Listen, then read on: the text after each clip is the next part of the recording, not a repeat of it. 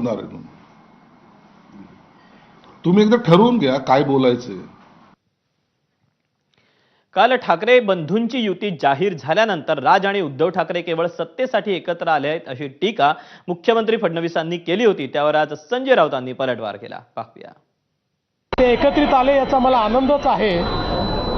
ते एकत्रित येण्यामुळे फार काही घडेल राजकीय दृष्ट्या असा जर कोणाचा समज असेल तर तो बाळबोध समज आहे. निवडणुकीतलं आपलं अस्तित्व टिकवण्याकरता जे काही करावं लागतं त्या दृष्टीने दोन पक्ष जे अस्तित्वाकरता लढतात त्यांनी केलेली युती आहे. भाऊ एकत्र आले, दोन पक्ष एकत्र आलेले आहेत.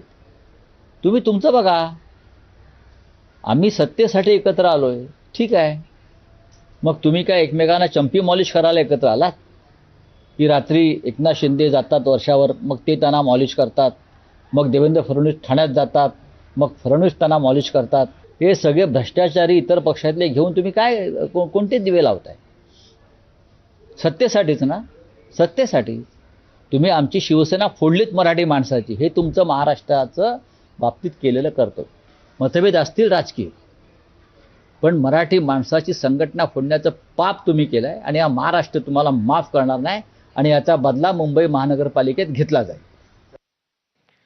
उद्धव ठाकरेंसोबत युती जाहीर केल्यानंतर राज ठाकरेंनी मुख्यमंत्री देवेंद्र फडणवीसांच्या हिंदुत्व